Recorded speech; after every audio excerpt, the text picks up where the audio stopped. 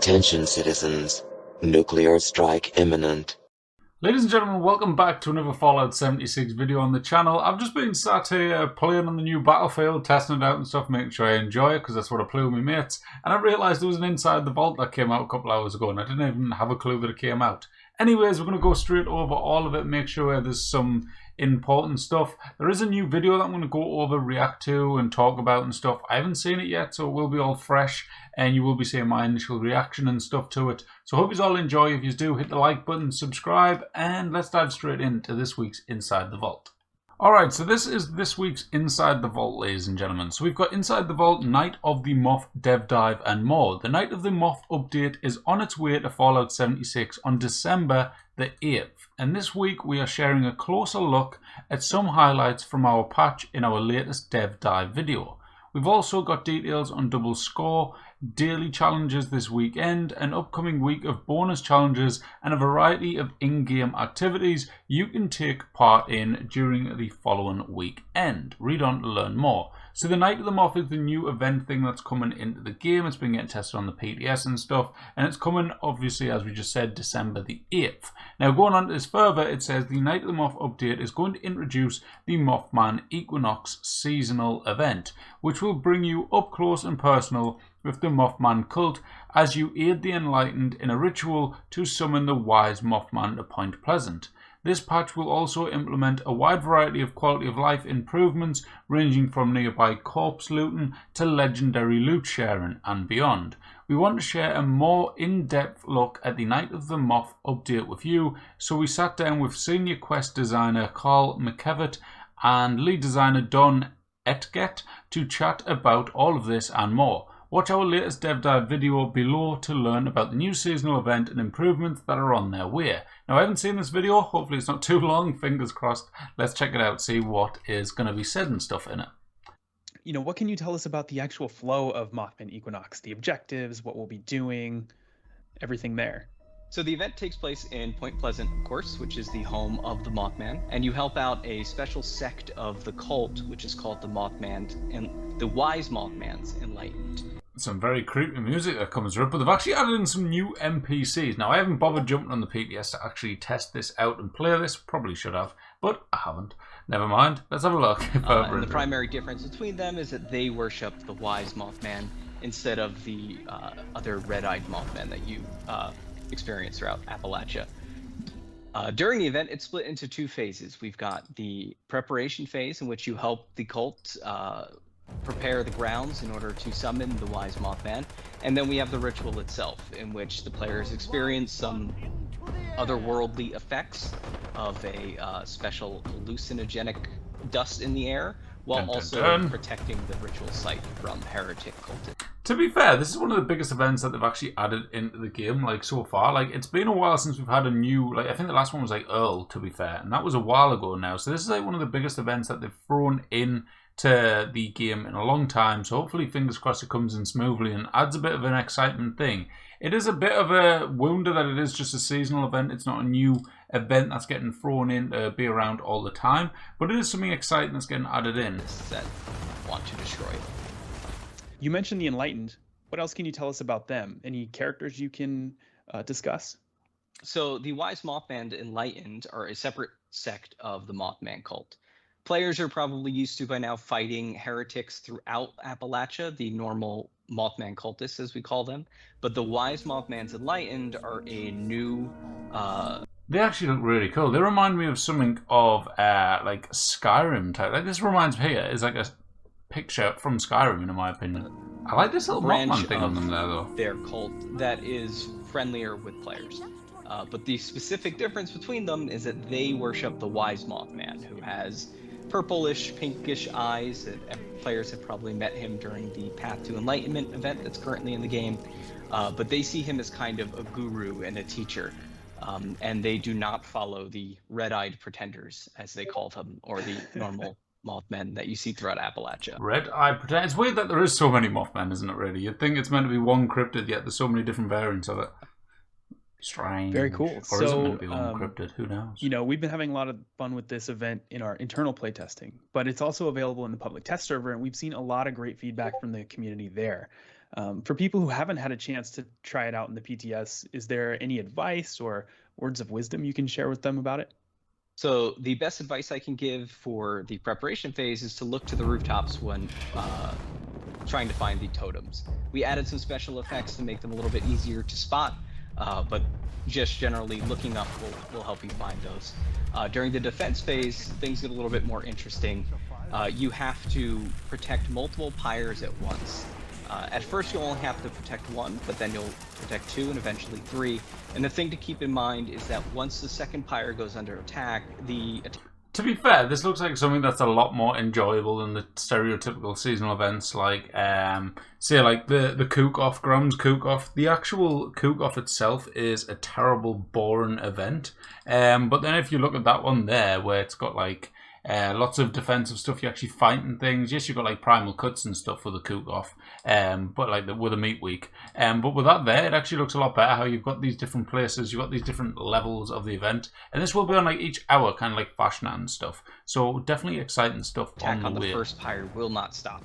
So make sure that players are trying to spread out evenly throughout the area, protecting all of them evenly. And this is important because the rewards you get are determined based on the number of pyres that are left lit. It looks fresh and it looks exciting in all fairness. Like, I'm really excited for this coming. So we've got December the 8th, so it's only like 3 weeks away. 11... Yeah, less than 3 weeks away now. So exciting stuff, very close to it. This is hopefully going to add in a bit more of a freshness, because at the moment we're in that annoying phase where everyone's stopping playing. Everyone's there, I've completed the scoreboard, I'm having a break now. But we've got a lot more details about the event here, so a little bit of an explanation for you all watching and stuff. Obviously, if you want to watch the full video, I did skip little bits and stuff. This is all on the actual Fallout Bethesda channel, so on YouTube, of course. Or you can go check out the link in the description to the Inside the Vault and read it all there. But let's continue so you want to seeing make what he sure says. that all three are still intact when the event is over if you want the best rewards. The one other thing I wanted to touch on with Mothman Equinox is the Cultist High Priests. These guys are going to be spawning throughout Appalachia. Carl, what? So this is the bit that was kind of explained to be kind of similar to like Holiday Scorch, how you get them randomly spawned about the map and you'd find them and they drop rare loot and stuff for you. So this should be something along them lines. So let's find out exactly what it is about them and stuff, find out more information on them. And What are they up to? Yeah, so similar to the event, they use the moth dust to affect things around them. They work pretty similar to the way that the treasure hunter and other special encounters worked in the past, but they tend to modify the area. Look at that, they're kind of like Flatwoods monsters going on in the background. You know when they do that effect where they take over control? It's as if they've done this. Around them a little bit more. Specifically, they can sort of take control of other hostile creatures in the area and adds a special element to them that makes them look a little bit visually distinctive. This can... Bethesda, in future, right, on these bloody things, please use a realistic character, like something that actually does some damage rather than like level 2. Just, I don't know, it like makes it look a lot harder than what it probably is. Cause some pretty wacky side effects, including if one happens to wander into a public event area. But we wanted to create a little bit more of a challenging... Wait, so what happens if they go into a public event area? I want to know now. Enemy that you encounter throughout the area. And they'll have some special rewards as well, some unique outfits and other goodies. For everyone at home, I just wanted to call out that Mothman Equinox is a seasonal event. So like Meat Week and Fashnacht and many of the ones that came before it, it'll be live for about a week at a time. This first time it will be available for 2 weeks, starting December 8th after the patch launches. And then you'll be able to join the event in-game on the hour, every hour. So that'll be at Point Pleasant in the Forest, like we mentioned before, and it'll be available for 2 weeks. Following that, we don't have an exact frequency nailed down just yet, but we're looking to run it about once or twice a year. So you can look forward to running Mothman Equinox fairly often. To be fair, with this actually coming in, having it once or twice, it's going to be like, now we've got the Treasure Hunters, we've got Fashnacht, we've got... the Mothman Equinox as well. So that's 3 different ones. If that's going twice a year, then we've got Fashnacht going like twice a year, then we've got the other one going twice a year. That's 6. So that's once every 2 months some event going on. And you get that nice rotation rather than having Fashnacht like... But on Meat Week as well, sugar. Bloody hell. Never mind then. Awesome. And we've also had a UI change for events on the map. Don, can you tell us a little bit more about that? What's going on here then? One of the things we've always wanted to make sure. Oh, it's that guy again. I remember ages ago I did a video just like this, like months and months ago watching these videos, and this guy has it's such a like polite, common voice. Is that players understood what they're getting into. So now if you hover over to a event on the paper map, you'll be able to see a preview of the kind of event. Ah, look at that. So it's got this potential rewards thing going here now. So a type of event here, escort, rather than just saying event or public event, it now says a type of event that it is. So this is an escort one. Obviously you travel through with a Brahmin. And then it's got this bit over here, potential rewards, treasury notes, legendary cores, legendary items, unique crafting recipes as well. That you're going to get if you complete that event. I could have waited a second and it would have showed us this. Daily ops, we're trying to move it into the events. We want to try to get that kind of feedback in for everything eventually. Definitely love that. Just being able to click a public event on the map and see so much info about what's available there and how hard it is and all that stuff. So a good addition there, I think. So we've got lots of quality of life improvement. That was a perfect example of just waffle. If you've got to fill in the little gap of quietness, you just go, yeah. So that's a really nice, yeah. That's really good, yeah. Very good. I'm happy about this, yeah. And then it's just a little pass over. The Night of the Moth update. What's some of your favorites that you can tell us about, Don? Oh boy, I think I think the answer to the oh boy, I don't play the game, but this one sounds great. question is also kind of what players want, right? So I think looting is an activity that kind of everyone does, and they do often. So it's a kind of a great example of getting a lot of returns for spending time on improving something. I think this guy does not play the game. I'm telling you now. I'm sorry. I really like this guy, but he doesn't sound like he plays. He's not convincing me that he's playing the game. And he's like, yeah, this is something that I've been playing the game. I've needed it for a long time. It does my head in. Every time I do Radiation Rumble, I can't pick up everything because it takes too long and I can't be bothered to do that. So we've added this thing in. That's how we should be, like, enthusiastic. Like, this is what's happening. This is why we're changing it. But he's like, I think everyone at some point is looting enemies. Yeah, come on. Looting in general will kind of change your gameplay experience, especially for certain events. So what events? He doesn't know which events. Oh, for God's sake. Searching corpses, can you go into a little more detail about how that works? Absolutely. Right now when you go up to a corpse, you can only sort of search that one corpse and get the quick menu, or you can transfer items into it and use the larger one. But here it is with the level 2 account again. Replace that functionality now with, if you do press X and hit our new search nearby button, you're going to see not just the corpse you're looking at, but all the ones around you as well. We're still kind of tweaking the numbers on the distance there, but it's essentially sight range. It's within a reasonable amount, and that allows you to do things like, hey, I want to take just the ammo and do it quickly instead of slowly, or if I just want to look for. Well, the furthest one there was 13 meters. I felt like 15, probably 15 meters. Give or take, probably a good number to go off, I would have said. Any legendaries nearby. You can do that in even just a few seconds rather than the tedious task of maybe several minutes of running around and trying to find every single body that you killed. It's definitely going to make life a little easier at the end of Radiation Rumble. I know that for sure. And some of these quality of life improvements, I feel like there's a little bit of a theme of sharing, not just team XP, but also legendary loot. Can you tell me more about those? Absolutely. One of our key sort of design goals is to make sure that playing with other people feels nice. You don't want to see someone else and be like, oh, who's that? They're going to get in my way, or they're going to take my stuff, or they're going to be a problem. We want you to see someone and be like, oh, great, someone to help. So that extends obviously to a team, because they're intentionally supposed to be somebody who's there to help you out. And we don't want to have a case where you're mad because a teammate shot someone before you got a chance to. So XP. That is a big thing, to be fair. Like if you do Uranium Fever, perfect example. You get like 3 or 4 legendaries, and every single time you're racing over to get it, and someone kills it before you get there most of the time. So it's definitely a good feature that's getting added in 100%. Sharing means that if a teammate kills an enemy, even if you didn't shoot at all, you get to share that XP. It is 50%, so it's not the full amount. That's good. But it means that it's not a problem. I'm glad that they're not given the full amount. Like I feel like if they give the full amount, it wouldn't have been like very, very good. I feel like it would be very annoying if they did that. Because you could literally just follow someone around and do nothing, and they do all the work, and you get all the benefits. Everyone's mowing everything down because we all sort of share in the experience and value of that. And legendary loot sharing is a similar kind of thing. If you see another player, just a random stranger, you know, and they're shooting a legendary and killing it before you even get a chance to, you don't want to think, oh, well, that person should have waited and shot it once and then let me shoot. Why does that look like it's green screened? Look at this. Doesn't this look green screened? Have they? Just a random stranger, you know, and they're shooting a legendary and killing it.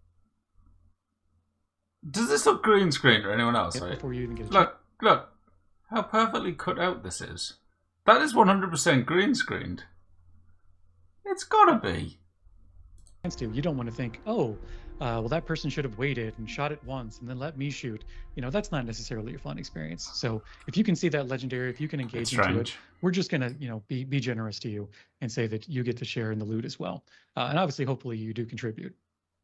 Hopefully. Yeah, totally agree. I feel like the scumbag. legendary creature tagging was a bit of hidden knowledge in the Fallout 76 community where, you know, you had to wait and it just felt a little bit like a secret complexity. And now that that's gone, it's going to feel really nice. So, yeah, you know, it's funny. You know, our player base is so kind, so considerate that they will absolutely just wait. Everybody take your turn. And we've, you know, found that they've, in most cases, can, you know, continue to do that. But that's not a constraint we want to have on players. They do, to be fair. Like, a lot of people do. There is the odd people that don't. That's it looks like he's going to sneeze. But it is like a good thing in the community where people do wait for this type of thing to happen. It's not necessarily, you know, a fun experience. It's something we want to congratulate people for doing and hope that they never have to do it again. So another highly requested community change, Pipboy Colors. How did you and the team decide to make it so we can free us, guys? Free us to change the color of your Pip-Boys. I mean, that was already in the older Fallouts. You know, for all our quality of life improvements, you know, we listen both to our internal playtests and to what the public is saying. You know, we have a system to sort of stack rank based on the overall impact of a change or addition, taking into account how many people would it affect, you know, how much is it going to affect them. That's very easy the way they've done it, though. You know, remove what we as designers call friction as much as possible. Also to streamline the experience to make sure players can, you know, focus on the fun, but also in some cases like the Pip-Boy Colors, they're just things that they just better the overall. Hang on, that was green. Now it's red. Experience of the game. Now it's green. You know, you want to be able to customize that in such a way that it's easy on your eyes. So those are the kind of things that we target is things that will affect you more often than not. It definitely sounds like a lot of thought has gone into which of these to give and when, but hold on a bloody minute then. Stuff that affects you more often than not. What about all these people complaining about the fast travel bug, trading, all this stuff that needs fixing, but we haven't heard anything on it. So what is going on with them? Out of all of them, which one are you able to look at and go like, yes, I'm really excited that we can finally do this for players? You know, I think that's probably going to be the workshop new tab, which is, you know, seemingly a small addition, but I'm sure everyone who's watching this can sharing the experience of finding a new workshop recipe or buying something at Atomic Shop and being like, where is that?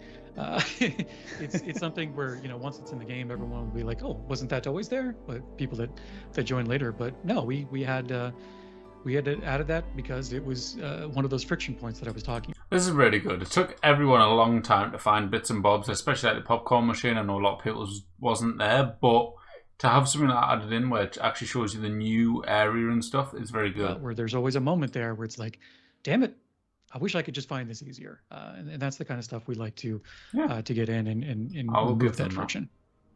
Good That's idea. going to do it for us this time. Don, Carl, thank you.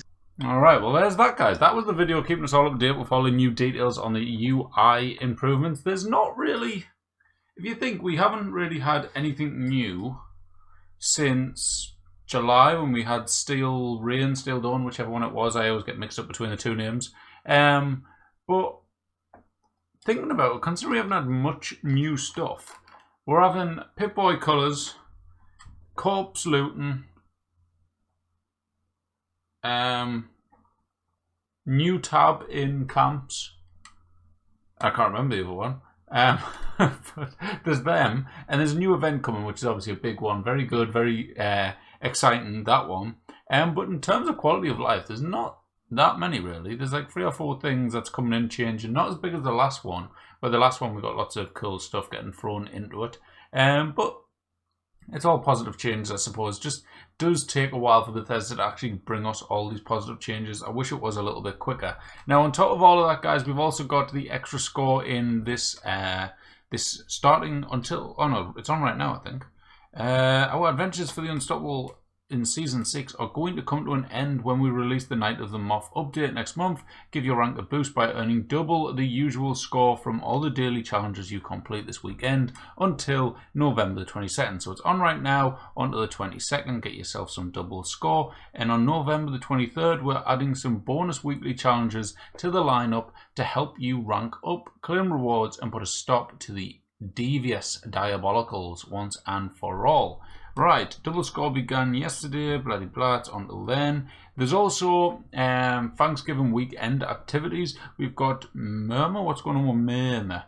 Is it in a... No, it's not. Okay, so we've got, as we head into the holiday season, we know that many of you will be quite busy cooking, foraging for ingredients, and hunting down some perfectly preserved pie as the final course of your Thanksgiving feast. Once you've eaten your fill and finished sharing what you're thankful for, bloody, bloody, bloody, blah, bloody, bloody, bloody, blah. Sell them for,